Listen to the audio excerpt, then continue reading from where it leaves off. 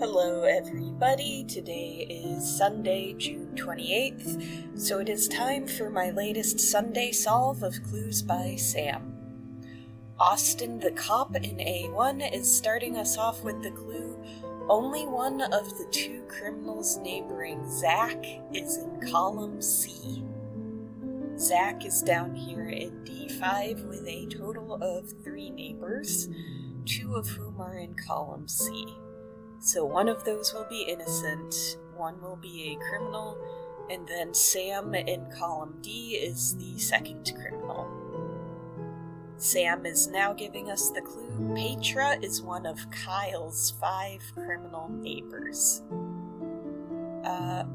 Then Petra is gonna give us the clue, an odd number of innocents in column C neighbors Sam.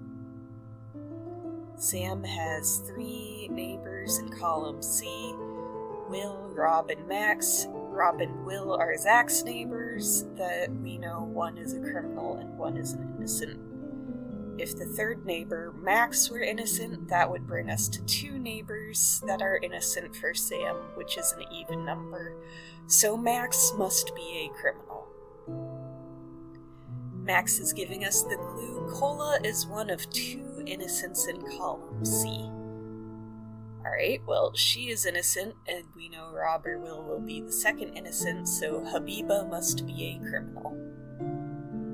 Cola is giving us the clue, there are 8 innocents in total. Not a lot. And Habiba is giving us the clue, all innocents in column A are connected. Well, we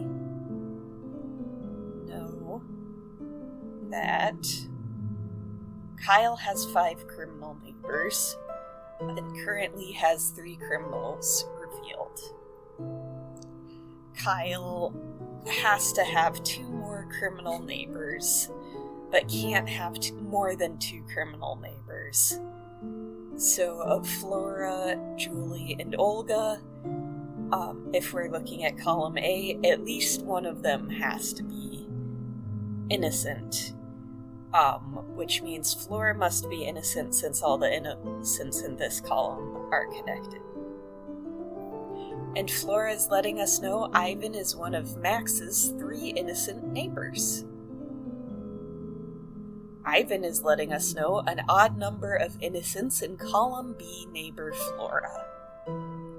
Alright, so Flora has 3 total neighbors in column B, Betty, Gabe, and Kyle. If all 3 of them were innocent, let's think about what would happen.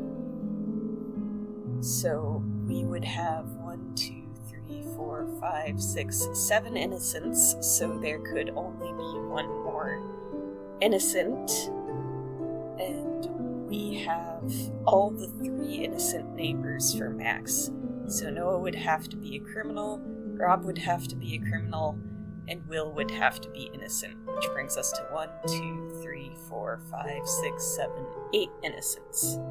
Since there are no more innocents, we can just tag everybody else as a criminal and then figure out if this makes sense. Because, yeah, we've got 3 innocents for Max, but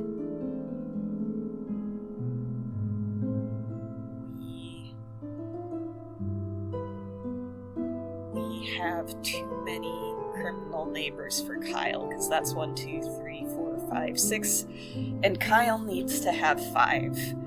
So, no, we can't have 3 innocents neighboring Flora. We've got 1 innocent neighboring Flora in column B.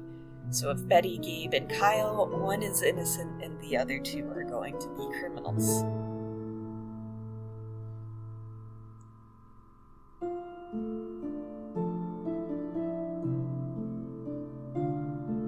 We do know that if Max is going to have at least 3 innocent neighbors, even even if we assume Rob is one of those innocents to bring us to 5 innocents, we can't have Julie, Olga, and Uma all being innocent, because then Max would only have 2 innocent neighbors.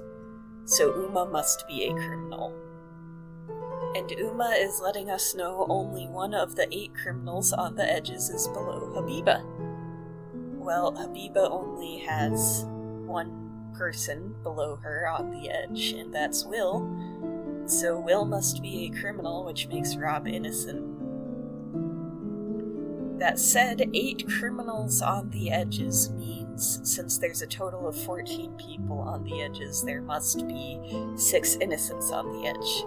So we've got 3 criminals revealed on the edges, so there's going to be 5 more criminals on the edges, and since we've got 4 innocents on the edges, 2 more innocents.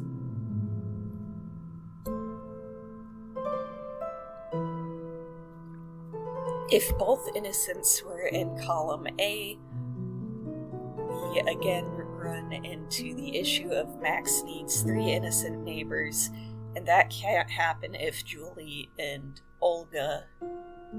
Wait. Okay, sorry, there are only 2 more on the edges, but there are 8 innocents total. Never mind, we could still have Julie and Olga both being innocent with Max as long as it's Gabe or Kyle who is the 3rd innocent. Okay, never mind. Let's do that scenario properly. Okay, so Julie and Olga are both innocent. The reason we can't have that is because of Kyle. Kyle needs at least 5 criminal neighbors, and the most we could get is 4 if Julie and Olga were both innocent. So Olga has to be a criminal. If Julie is innocent, then Gabe would have to be a criminal, leaving Kyle and Betty as the possible innocent neighbors for Flora. Meanwhile, Max would also need a 3rd innocent, so it's between Kyle and Noah. So either Noah and Betty are innocent and Kyle is a criminal, or Noah and Betty are criminals and Kyle is innocent. If we have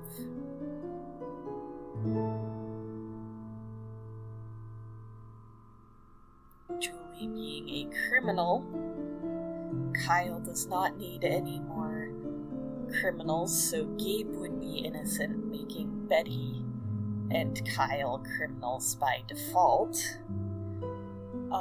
Max would have the necessary 3 innocent neighbors, so Noah would have to be a criminal here.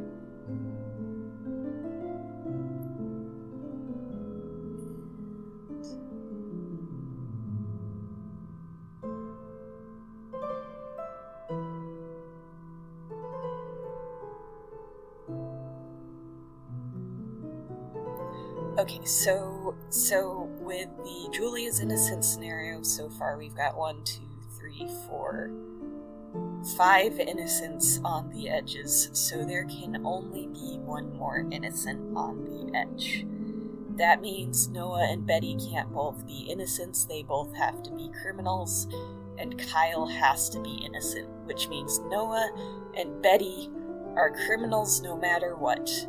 And Betty is giving us the clue Vera is one of Rob's 7 criminal neighbors. Vera is now giving us the clue there are more innocents in row 2 than row 3.